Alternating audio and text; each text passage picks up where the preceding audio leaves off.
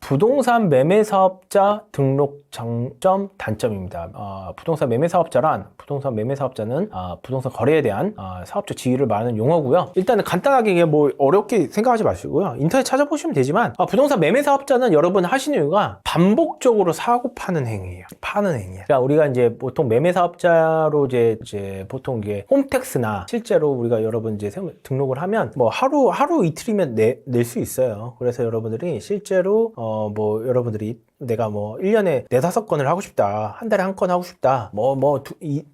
두세 달에 뭐 한 건 하고 싶다 하신 분은 매매 사업자로 계속 사고 팔고 1,000만 원씩 2천만 원, 3천, 4천만 원씩 이렇게 사고 팔고 하는 게 매매 사업자 등록하시기 제일 유리하고요. 뭐 법인 있으신 분들은 법인 갖다 하셔도 돼요. 근데 이제 요즘에는 뭐 하도 뭐 이렇게 제한이 있어서 대출 제한이나 그런 것도 있기 때문에 매매 사업자를 하시거나 뭐 이렇게 하셔도 되지만 일반적으로 법인을 좀 운영하기 어려우신 분들은 매매 사업자를 추천드립니다. 그리고 매매 사업자는 종합소득세입니다. 양도소득세가 아니라 종합소득세라서 내년 5월에 그렇게 진행이 되고요. 여러분들이 실제로 뭐 사업 목적으로 핵심 기준으로 이렇게 생각하시면 될 것 같습니다. 매매 사업자는 단순 투자가 아니라 여러분 그거를 이제 세무사님하고 정확하게 사업자 등록을 확인하시고 진행하면 될 것 같고요. 실제로 매매 사업자는 여러분 낙찰 받고 바로 그 다음날에 매매 사업자 등록이 가능해요. 그래서 미리 하셔도 되고, 근데 잔금 전 막 이렇게 내시면 나중에는 매매 사업자 등록이 안 될 수도 있으니까 항상 미리미리 그렇게 대출이나 매매사업자 등록을 하시기 바랍니다. 자, 우리 매매사업자 등록 장단점에 대한 매매사업자 이야기를 말씀드릴게요. 여러분들은, 이 매매사업자를 등록하고 부동산에 이제 등록을 하면 이제 재고재산으로 이제 관리가 될 거예요. 그리고 매매를 통해서 사업소득으로 이제 분류할 거예요. 그리고 매매사업자는 실거주가 안 됩니다. 그리고, 그쵸? 뭐 전세나 뭐 월세 두세대 매매사업자는 뭐 단타용으로 많이 하기 때문에 보통 단타 투자자분들이 많이 사용하고요. 매매사업자 등록할 때는 사업자 대출로 많이 이렇게 할 수 있는 거죠. 그리고 여러분, 매매사업자분들한테 이런 분들 추천드립니다. 그리고 2년 미만의 단기 보유 및 매도를 통해서 시세 차익을 통해 원하시는 분은 극대화하여 투자하자, 이렇게 뭐 그렇게 생각하시면 되고요. 뭐 다른 소득 없이 종합소득세 누진세율이 부담이 적으신 분, 그렇게 생각하시면 될 것 같고, 뭐 인테리어, 수리, 필요 경비에 대한 지출이 많아 과세 표준에 대한 효과적으로 줄일 수 있는 부분, 그렇게 하시면 될 거고요. 또 이제 제일 중요한 부분이 있어요. 부가가치세 부담이 없는 국민주택 85% 이하 주택으로 거래하실 분. 자, 우리 매매사업자 등록을 하시고 나서 경매정보지를 보시면 자, 우리 주택으로 한번 볼게요. 자, 다시 한번 볼게요. 여러분들이 이거에 대해서 좀 아셔야 될 게, 그냥 아파트로 해볼게요, 여러분. 자, 보시면 요즘에는 여러분 지금 2025년 9월 달인데, 우리가 6.17 대책 이후로, 서울 규제 지역이나 서울 수도권이 실거주만 됩니다. 그래서 여러분들 지방에 매매사업자 투자하신 분들은, 단타로 하신 분들은 지방으로 보셔야 되니까 그렇게 생각하시고요. 제가 아까 말씀드린 것처럼, 자, 면적이 있어요. 여기 자, 하나 보여드릴게요. 자, 이렇게 보시고, 자, 우리 아까 그 부가가치세 없는 국민주택 85% 이상일 경우에는 여러분 부가가치세를 내야 돼요. 매매사업자예요. 부동산 매매사업자. 자, 전용 기준입니다. 85 이하일까요? 이상일까요? 85 이하죠. 이거는 부가가치세에 대한 건물분이 뭐 10%를 낼 필요 없다. 매매사업자가 아닌 경우에는 그런 거에 상관없지만, 매매사업자 등록하고 나서 85 이하의 경우에는 일반인과 똑같이 부가가치세를 낼 필요 없고 그냥 하면 됩니다. 근데 자, 또 다른 거 넘어갈게요. 면적을 한번 더 큰 거를 볼게요, 여러분. 저 85 이상, 여기 있군요, 여러분. 자, 여러분, 국민주택 규모 85 이하인데 건물 면적 전용 85 이상이죠. 이거는 여러분 부가가치세 10%를 내셔야 돼요. 건물분의 10%. 예. 이거는 정확하게 한번 조사를 해보시고 세무사님한테 확인해 보셔야 되는데, 여러분들이 실제로 그거에 대해서 이제 10%를 내신다고 하면 여러분들에 대한 수익성, 입찰 금액에 대해서 어느 정도 산정을 또 하셔야겠죠? 이해 가셨나요? 그러니까 제일 중요한 게, 매매사업자를 등록을 하시면 뭐 하루 이틀 전에 등록이 가능하고, 대출은 사업자 대출로 받지만 뭐 90%까지도 나올 수 있어요. 매매사업자 좋은 게, 우리 그냥 일반 매매 대출이 아니라 이제 사업자 대출로. 근데 여러분 단타 2년 이상 할 때는 여러분 그렇게 세금이 더 많이 나오고요. 실제로 부가가치세가 없는 여러분 85 이하로 뭐 이렇게 매입을 하시면 부가가치세랑 연관이 없겠지만, 실제로 여러분은 좋은 물건이다, 85 이상이다. 그러면 내가 10%를 낼 정도에 대한 입찰 금액을 빼고 나서 들어가시면 될 것 같아요. 이해가셨나요? 그러니까 전용에 대한 이 기본적인 제일 중요하다고 생각하시면 될 것 같고, 우리가 단타 지방 요즘에는 2025년 지금 9월달 기준으로 지금 지방은 투자가 가능하기 때문에 지금 현 상황에서 실거주는 안 되는, 지금 보통 자 보시면 수도 지역, 수도권 규제 지역 같은 경우는 이제 실거주죠. 2025년 지금 9월 기준을 지금 말씀드린 겁니다. 그리고 이게 이 보신 분들은 이제 또 법이 변경될 수 있기 때문에 추후에 관심 있는 분은 여기다 노블 부자 스쿨에 또 문의 주시면 법령에 대해서 또 설명드리겠습니다. 법에 대해서. 근데 지금 시점에서 여러분들이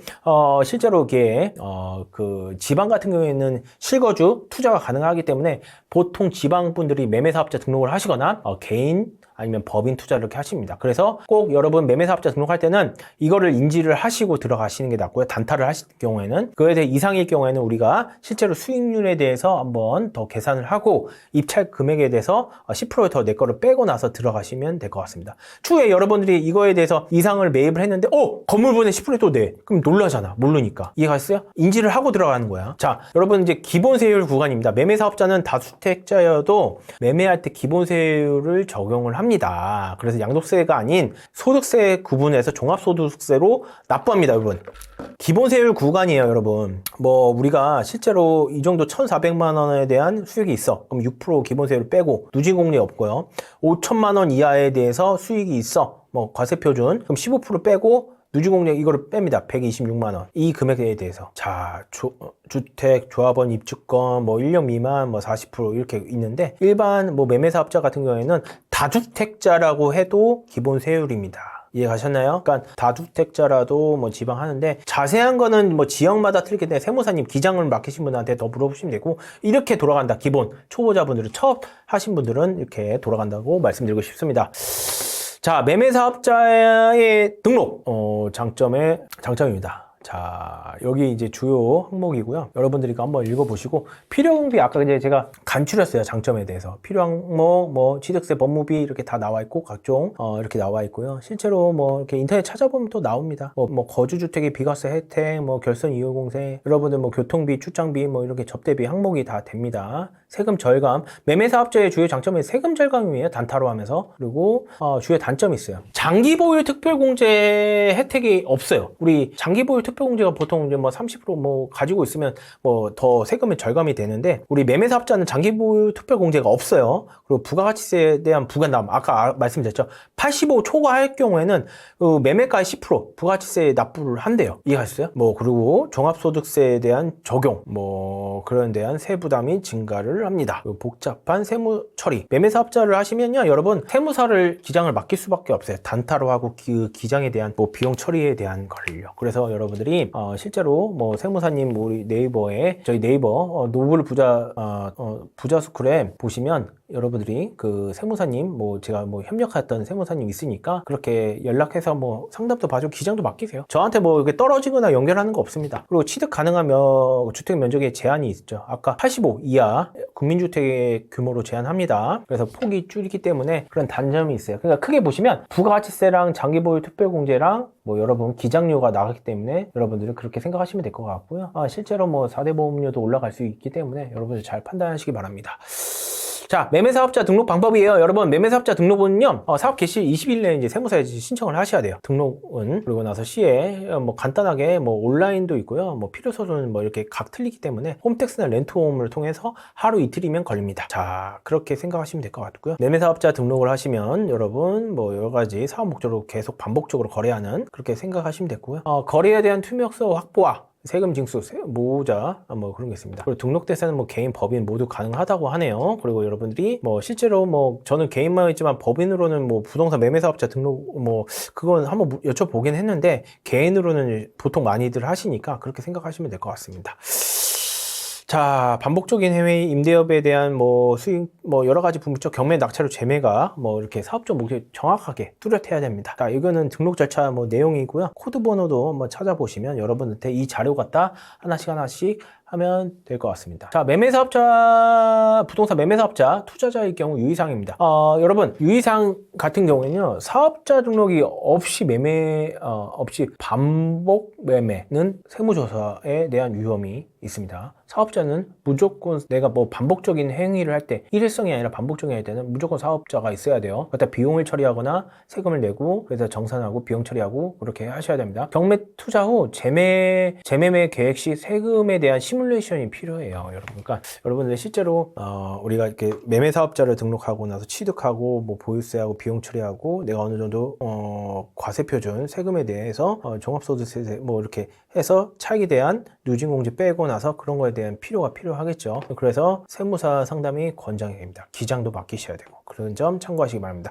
여러분, 더 많은 자료와 궁금한 거 있으면 네이버 카페 노블 부자스쿨에 문의 주시기 바랍니다.